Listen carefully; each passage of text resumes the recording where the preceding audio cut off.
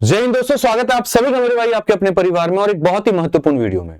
मैं इस वीडियो के माध्यम से आपको यूपी होमगार्ड के लिए अंतिम 90 दिनों का एक ऐसा मास्टर प्लान बनाऊंगा जिसको फॉलो करने के बाद में आप मेरे भाई पक्का इसमें सिलेक्शन ले लेंगे। आपको इस वीडियो देखने के बाद पता चलेगा कि जिस होमगार्ड की बहाली को आप भूल चुके हैं और तैयारी में कमी कर चुके हैं, उसका मेरे भाई कितना बड़ा परिणाम हो सकता है, दुष्परिणाम हो सकता है। और यदि वक्त रहते आपने सही तरीके से साध लिया सारी चीजों को, सही रणनीति बना ली, तो आपके सिलेक्शन को कोई रोक नहीं पाएगा। वो कौन सी ऐसी गलतियां हैं जो होमगार्ड की तैयारी करने वाले बच्चे कर रहे हैं और उन्हें नहीं करना चाहिए, वो सारी बातें हम शेयर करेंगे। साथ में कौन ऐसा भाग है जिसके ऊपर में ज्यादा फोकस करने की आवश्यकता है, तो सारी बातें इस वीडियो के अंदर में चर्चा किया जाएगा। तो वीडियो को शुरू से लेकर के अंत तक देखिए और चैनल को मेरे भाई सब्सक्राइब जरूर करिएगा। आइए चलिए सबसे पहले मेरे भाई बात करते हैं आपके पेपर को लेकर के। तो जैसे आपको पता है कि आपका पेपर 3 दिन है, 25 अप्रैल, 26 अप्रैल, 27 अप्रैल, और अभी से अगर हम देखें अप्रैल तक के वक्त में तो 90 से ज्यादा दिन के पास में आपके बनते हैं। ठीक है, अब ये 3 दिनों में पूरे यूपी में आपके होमगार्ड का पेपर होगा, जहां पर लाखों की संख्या में बच्चों ने फॉर्म भरा है। क्यों? क्योंकि वैकेंसी मेरे भाई 41,424 के करीब में है। अब इतने बच्चे यहां पर फॉर्म भरेंगे तो मेरे भाई जाहिर सी बात है कि कंपटीशन बढ़ेगा, लेकिन बढ़ते हुए कंपटीशन को भेदना कैसे है वो आपको ये वीडियो सिखाएगी। सबसे पहले बात करें आपके होमगार्ड के पैटर्न को लेकर के एग्जाम का, तो वहां पर आपको 100 क्वेश्चन देखने को मिलेंगे, जिसमें आपके 100 नंबर होंगे और हर एक सवाल जो होगा मेरे भाई 1 नंबर का होगा और आपको 120 मिनट आपको दिए जाएंगे। 120 मिनट क्यों यहां पर? क्योंकि आपका ये पेपर ऑफलाइन मोड में होगा, तो ओएमआर भरने में वक्त लगता है। ऑनलाइन अगर पेपर होता तो शायद ये 100 मिनट होता या 110 मिनट होता। ठीक है, तो ऑफलाइन की वजह से थोड़ा सा वक्त जो होता है एक्स्ट्रा आपको मिलता है। मजे की बात यहां पर यह है कि पेपर में सिर्फ और सिर्फ आपका जीके जीएस आना है, और ना आपको मेरे भाई मैथ आएगा, ना रीजनिंग आएगा, ना इंग्लिश आएगा, ना हिंदी आएगा, कोई और विषय आपके नहीं आने। ठीक, तो ये जितने भी 100 सवाल है ये पूर्ण रूप से जीके और जीएस के ऊपर में है। और सबसे अच्छी बात यहां पर यह है कि इसमें कोई नेगेटिव मार्किंग नहीं है। तो यानी सारे के सारे लोग तो पक्का तुक्का भेड़ करके आएंगे, सारे सवालों को बना करके आएंगे, लेकिन क्या सारे सवाल बनाने से सिलेक्शन होगा? नहीं, सही तरीके से सही सवाल बनाने में सिलेक्शन होने वाला है। और जीके जीएस तो ऐसा है जिसमें कंसेप्ट का कोई खेल नहीं है, तो फिर उसमें सही तरीके से हम चीजों को कैसे बनाएंगे, ज्यादा से ज्यादा स्कोर हम कैसे करेंगे। तो उसके लिए मैं आपको थोड़ा सा आपके 100 सवालों का एक निचोड़, ब्लूप्रिंट एक आपको तोड़ करके देता हूं कि आपके 100 सवाल जो पूछे जाएंगे वो कैसे और कहां से। तो अगर आप देखेंगे तो यूपी स्पेशल जीके के आपके 25 से 30 क्वेश्चन मेरे भाई आपके आने वाले हैं पेपर में। उसी तरीके से स्टैटिक जीके के 20 से 25 क्वेश्चन आपके आएंगे। ऐसे ही अगर हम देखें तो 100 सवालों में 15 से 20 क्वेश्चन आपके करंट अफेयर के होंगे, जो अंतिम के 6 से 8 महीने के बीच का होगा। फिर उसके बाद हिस्ट्री, जिसमें ज्यादा फोकस मॉडर्न के ऊपर में होता है। ऐसा नहीं है मॉडर्न हिस्ट्री आता है, मॉडर्न हिस्ट्री ज्यादा आता है, फिर एंशिएंट और मेडिएवल भी होते हैं। तो इसके आपके 10 से 12 क्वेश्चन आपको देखने को मिलने वाले हैं। पॉलिटी में आपके 8 से 10 क्वेश्चन आते हैं, ज्योग्राफी में आपके 8 से 10 क्वेश्चन आते हैं, जनरल साइंस में 5 से 8 क्वेश्चन, और इकोनॉमिक्स में आपके 4 से 5 सवाल। ये मेरे भाई आपका पूरा पेपर का पैटर्न है अगर हम इसको देखें तो। ऐसे ही अगर हम बात करें यहां पर, तो देखो अब इस पूरे पेपर पैटर्न के लिए सारी चीजों को एक साथ याद करने जाओगे तो याद नहीं होगा। तो इसके लिए मैंने आपके 90 दिनों के स्ट्रेटजी को 3 भाग में बांट दिया है। Phase 1, phase 2, phase 3। फेज 1 जो होगा वो आपके 30 दिनों का होगा, फेज 2 जो होगा वो आपके 30 दिनों का होगा, और फेज 3 जो होगा वो आपके अंतिम 30 दिनों का होगा। और चूंकि मैंने खुद काफी सारे सिलेक्शंस लिए हुए हैं, सीजीएल के माध्यम से एक्साइज इंस्पेक्टर के पोस्ट पे भी सिलेक्ट हुआ था, तो मुझे पता है यहाँ पर कि रणनीति कैसे काम करती है और सटीक हो तो आपको कितना ऊपर पहुंचा सकती है।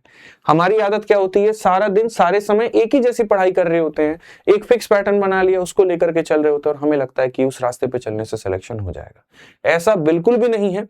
मुझे मानना है, मेरा मानना है यहाँ पर कि शुरू के जो 30 दिन है यहाँ पे, उसमें आपको टारगेट करना चाहिए अपने इन विषयों के ऊपर में, जहां पर हिस्ट्री यानी इतिहास, जिसमें मेरे भाई मॉडर्न हिस्ट्री यानी गांधी युग वाला जो पार्ट हो गया, इस पर आपको शुरू में फोकस करना। मतलब शुरू के 30 दिनों में मैंने आपके लिए history, polity, UP GK, static GK ये रखा है। यूपी जीके और स्टैटिक जीके आपका एक अहम भाग है, तो शुरू के 30 दिनों में भी आपको इनको पढ़ना है, बीच के 30 दिनों में भी पढ़ना है, अंतिम के 30 दिनों में पढ़ना है। ठीक है, लेकिन शुरू के 30 दिनों में मैंने क्या किया है कि यूपी जीके और स्टैटिक जीके के साथ हिस्ट्री और पॉलिटी को कंबाइन कर दिया, और बीच के जो 30 दिन होगा मेरे भाई यहाँ पर, उसमें मेरे भाई यहाँ पर मैंने यूपी जीके और स्टैटिक जीके के साथ में यहाँ पर इकोनॉमिक्स हो गया, और उसके बाद में यहाँ पर आपका ज्योग्राफी हो गया, हमने उसको कंबाइन कर दिया है। और करंट अफेयर ऑल टाइम आपको पढ़ते रहना है, अभी से लेकर के मेरे भाई अंत तक में, तो इसके लिए आपको परेशान नहीं होना है। हिस्ट्री में जब आप पढ़ने जाएंगे तो आप कोशिश करिए कि जो मॉडर्न हिस्ट्री है उसके ऊपर में आपका ज्यादा जोर हो।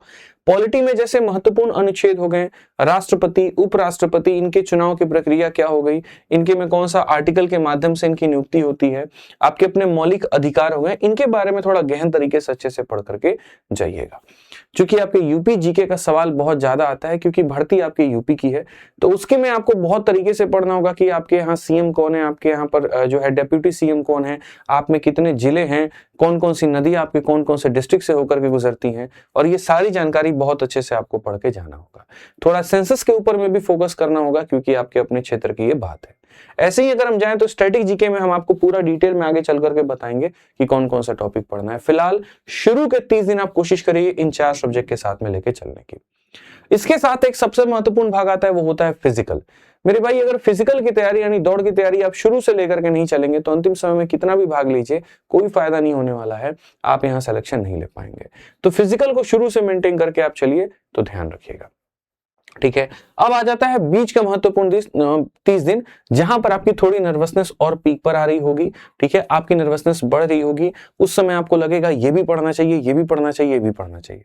तो ये बीच का 30 दिन जो रहेगा उसमें आपको क्या फोकस करना है, थोड़ा सा और डेप्थ लेवल में करंट अफेयर को लेकर के जाना है। करंट अफेयर के लिए डेली 1 से 2 घंटे अपने अलॉट करने हैं, और पिछले 6 से 8 महीने का पूरा करंट अफेयर आपको पढ़ करके बढ़िया से जाना है। स्टैटिक जीके के ऊपर में और गहराई में जानी है, जैसे शुरू के 30 दिनों में अगर स्टैटिक जीके के आपने 6 टॉपिक कंप्लीट किए, तो अब यहां पर आपको स्टैटिक जीके के 10 टॉपिक कंप्लीट करने हैं।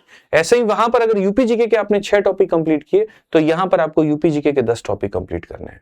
और इसमें स्टैटिक जीके में आपको भारत के जैसे पड़ोसी देश हो गए, लोक नृत्य हो गया, प्रमुख दिवस हो गए, बुक एंड इट्स ऑथर यानी किताब और उनके लेखक हो गए, इसके बाद में जो आपके मॉन्यूमेंट्स हो जाते हैं, हिस्टोरिकल मॉन्यूमेंट्स हो जाते हैं, वो पढ़ करके आपको जाना है। और यूपी जीके की हम बात करें तो यूपी की जैसे जनजातियां कितनी हैं, यूपी की जो जनगणना जो 2011 में हुई थी वो हो गया, प्रमुख उद्योग कौन कौन से हो गए, जीआई टैग्स हो गए यहाँ पर, और ये सारी चीजें आपको बढ़िया से पढ़ करके आपको तरीके से जाना पड़ेगा। इकोनॉमिक्स के भी 4 से 5 सवाल आपको देखने को मिलते हैं, तो इसके बारे में भी जैसे बजट है, जीएसटी है, बैंकिंग है, जनरल साइंस है, ये सारी चीजें बहुत बढ़िया तरीके से आप पढ़ के जाइएगा, ठीक है। तो इसको आपको नहीं छोड़ना है 20 के 30 दिनों तक। अब देखो इसके बाद का जो अंतिम का 30 दिन होता है, वहां पर क्या होगा, सारे भागम भाग की स्थिति में लगे होंगे। उस अंतिम के 30 दिनों में जो आपने पूरा पढ़ा है 60 दिनों के अंदर में, जिसमें आपने यूपी जीके पढ़ा, स्टैटिक जीके पढ़ा, ज्योग्राफी, पॉलिटी, हिस्ट्री, इकोनॉमिक्स पढ़ा आपने, उसके बाद आपने करंट अफेयर पढ़ा, तो इन जितनी पढ़ी हुई चीजें हैं मेरे भाई यहाँ पर, उसको पूरे मोड में लेकर के आना है रिवीजन के। एकदम महा रिवीजन का मोड आपका चल रहा होगा। पूरे दिन को आप बांट लेंगे और उस बांटने के भाग कई सारे भागों में बांट लेंगे, और वहां पर सिर्फ रिवीजन, जो आपने पढ़ा है बस उसका रिवीजन। समझदार व्यक्ति वही है जो मेरे भाई अपनी रणनीति पहले से बना करके चले। जो समझदारी में अभी से काम लेके नहीं चलेगा, मैं बता रहा हूं, वो अंतिम के 30 दिनों में खाली पढ़ रहा होगा, और जो रैंकर होगा, जो टॉपर होगा, जो सिलेक्शन लेने वाला बच्चा होगा, वो पढ़ नहीं रहा होगा, वो खाली रिवाइज कर रहा होगा। क्योंकि अंतिम के 30 दिनों में कितना भी नया पढ़ लो मेरे भाई, उसका 50 से 60% ही रिटेन रख पाते हो, बाकी चीजें तुम भूल जाते हो। लेकिन शुरू से अगर आपने उस बेस को बना के पढ़ा है, आप 100 चीजों के 100 फैक्ट्स को लेकर के चल रहे हो, उसको बार बार आप पढ़ रहे हो ना, तो साइंस भी इस बात को कहता है कि उसके याद करने की क्षमता ज्यादा होती है। ब्रूस ली की बड़ी प्यारी सी एक लाइन है कि मुझे उस व्यक्ति से डर नहीं लगता है जिसको लड़ने के 10,000 तरीके आते हैं, मुझे तो उससे डर लगता है जिसने एक ही तरीके के ऊपर में 10,000 बार प्रैक्टिस कर रखा हो, क्योंकि जब वो वार करेगा ना तो उसमें मैं बच नहीं पाऊंगा। ये बड़ा प्यारा काम है। उसके बाद में यहां पर जब अंतिम के 30 दिन होंगे, तो जो चीज आप याद करके गए हैं उसका रिवीजन भी आपको करना है, उसकी प्रैक्टिस भी आपको करनी है। तो उसके प्रैक्टिस को 2 भागों में मैंने बांट दिया है। सुबह के समय कोशिश करिए एक सेक्शनल टेस्ट हर एक टॉपिक का आपको देने का, जैसे स्टैटिक का कहीं किसी टेलीग्राम ग्रुप में या पर कहीं पर मिल जाए तो उसका एक टेस्ट लगा दिया, यूपी जीके का टेस्ट लगा दिया, करंट अफेयर का टेस्ट लगा दिया, और शाम के समय एक पूरा फुल लेंथ टेस्ट जो है 100 सवालों का आपको देना है। ओएमआर शीट अपना मंगा करके बढ़िया से रोज शाम को जो है बैठ करके मेरे भाई 2 घंटे का अपना एक बढ़िया सा आपको टेस्ट अपना देते रहना है, और ना सिर्फ टेस्ट देना है बल्कि उसके अंदर हो रही कमियों के ऊपर में भी काम करना है। इस बात को ध्यान रखिए। आधा घंटा, 45 मिनट, 1 घंटा, जितना वक्त आप इसके मेरे भाई यहाँ पर एनालिसिस में दे सकते हैं उतना वक्त आप दीजिएगा। खून का जांच करा लीजिए, और उसके बाद में दवा खाइए ही मत, तो कोई फायदा नहीं है। इसीलिए मेरे भाई मैं कहूंगा टेस्ट दे दीजिए, तो एनालिसिस करना बहुत जरूरी है, नहीं तो फिर कोई फायदा नहीं होगा उस टेस्ट का देने का।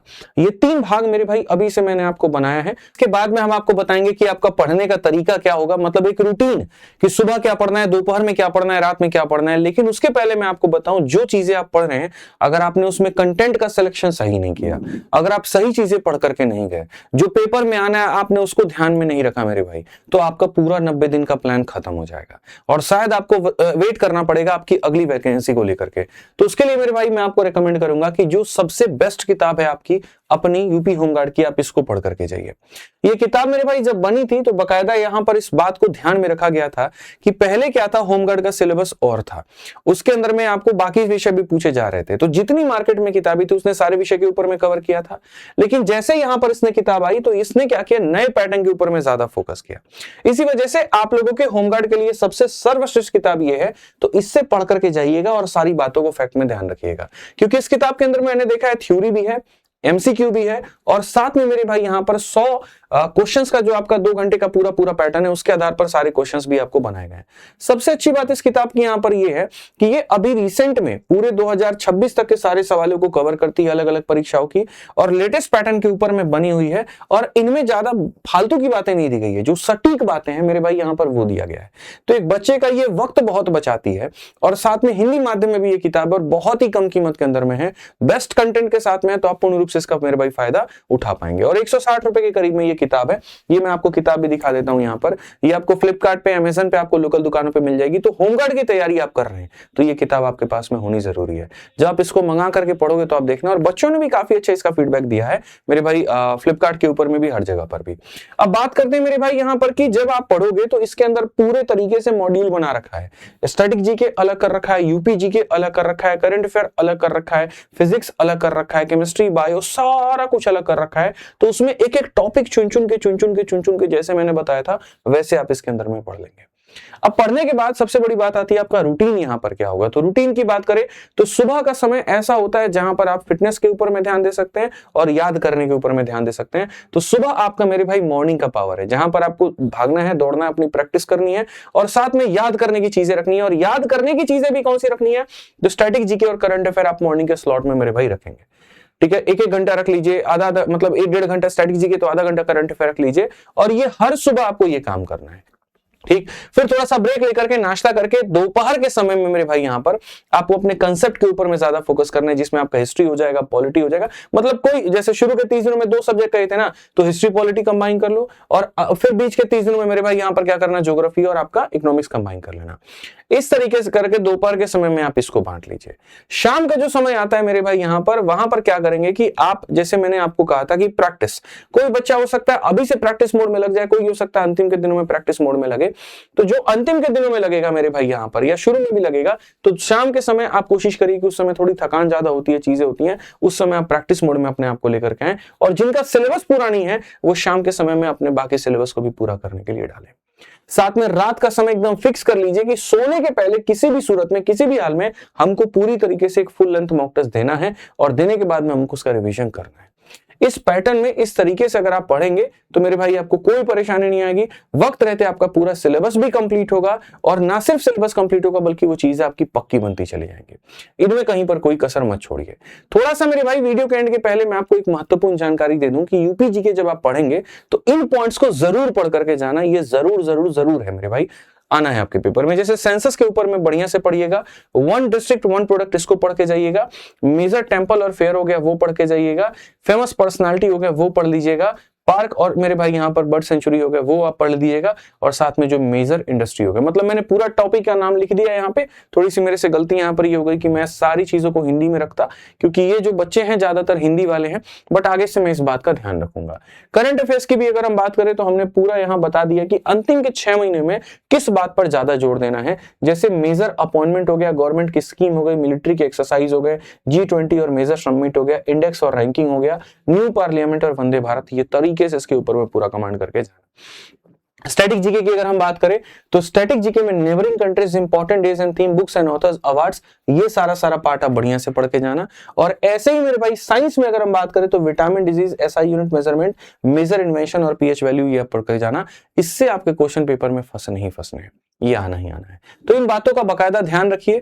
थोड़ा सा इस बात का ध्यान रखिए यहाँ पर कि जो पद आप तैयारी कर रहे हैं, इस पद के फायदे भी क्या है, नुकसान भी क्या है। बहुत बच्चों के मन में था कि सर तैयारी करनी चाहिए कि नहीं करनी चाहिए, हमारा जो है यूपी पुलिस भी आ रखा है, यूपीएसआई भी आ रखा है, तो पद का फायदा ही क्या है, समझ ही नहीं आ रहा है। तो बहुत लोग इस बात से थोड़ा पीछे भी हट रहे हैं। तो मैं आपको बेनिफिट बता देता हूं कि अगर आप यहाँ पर होमगार्ड की तैयारी करते हैं और इसके बाद में आप यूपी पुलिस का पेपर देते हैं, तो वहां पर आपको एक एज मिलेगा और थोड़ा सा आपको जो है आरक्षण का एक फायदा आपको मिल जाएगा वहां पे। साथ में यूपी होमगार्ड की तैयारी अगर आप कर रहे हैं तो आपकी पोस्टिंग आपके अपने शहर में, आपके अपने गांव में, आपके अपने घर के आसपास में होगी, ये फायदा होगा। तीसरा, आपको इसमें पढ़ाई करने का पूरा समय मिलता है क्योंकि इसमें ज्यादा प्रेशर नहीं होता है। ड्यूटी पर रहेंगे तो प्रेशर होगा, नहीं है तो मेरे भाई प्रेशर आपको नहीं महसूस होगा। इसके अलावा जो चौथा फायदा है वो ये है, सैलरी, अच्छी खासी सैलरी आपकी महीने के अंत तक बन जाती है अगर आपकी ड्यूटी अच्छी लग जाती है। तो ये भी एक फायदा हो सकता है, जैसे आपको ब्लिंकिट, जोमैटो या इन चीजों के ऊपर भागना नहीं पड़ेगा, 5-10 हजार की कहीं पर कोई नौकरी नहीं खोजनी पड़ेगी और एक बढ़िया पद आपको यहाँ पर मिल जाएगा। नुकसान यहां पर क्या है कि आप अस्थायी रहेंगे, एक वॉलंटियर रहेंगे, आप पुलिस के विभाग में अपने आप को काउंट नहीं कर सकते हैं, ठीक है। तो इसके कारण थोड़ा सा लोगों को लगता है कि इज्जत कम है, बट ऐसा नहीं है, इसकी भी बहुत एक रेस्पेक्ट है। असल व्यवस्था बनाने में यही लोग जिम्मेदार होते हैं, ठीक है, और बढ़िया तरीके से पूरी प्रणाली को लेकर के चलते हैं। इसमें कोई पेंशन नहीं मिलेगा आपको, पावर आपकी कम रहेगी और ड्यूटी आपकी अनिश्चित रहेगी, कभी लगातार ज्यादा दिन तक हो जाएगा, कभी लगातार आपको ऑफ भी मिल सकता है। ये मेरे भाई आपका जो है वो होमगार्ड के पोस्ट के फायदे और नुकसान है। अभी जो तैयारी हम आपको बताए हैं 90 दिनों का, इस 90 दिनों के अंदर में आपको क्या करना है और क्या नहीं करना है। तो 90 दिनों में सबसे पहले तो एक सोर्स पकड़ना है। मैंने शुरू में भी कहा था, एक ही चीज को बार बार पढ़ते रहोगे, उसकी बार बार रिविजन करते रहोगे, तो तुम्हारे लिए ज्यादा फायदा होगा। जितना कंसिस्टेंट रहोगे फिजिकल के लिए उतना बेनिफिट है। मॉक टेस्ट जितना लगाओगे और उसकी एनालिसिस जितना करोगे उतना फायदेमंद है तुम्हारे लिए। इस बात को ध्यान रखो और रिविजन अपना करते रहो। और क्या नहीं करना है अभी के लिए, फिलहाल के लिए, ये रील वाली दुनिया, वीडियो वाली दुनिया, मूवी वाली दुनिया, दोस्ती यारी वाली दुनिया, इन सब का त्याग करना है। सोशल मीडिया का बढ़िया से परहेज करना है। कोई यहां पर जो अपने आप को जाल में नहीं फंसाना। अपने कमजोर जो टॉपिक है यहां पर उसके ऊपर में काम करना है, ना कि जो मजबूत है उसी के ऊपर में बार बार काम करते रहें। और डिले करने की आदत की आज नहीं कल से पढ़ेंगे, कल नहीं परसों से पढ़ेंगे, इस आदत को भी अपने अंदर में खत्म करना है।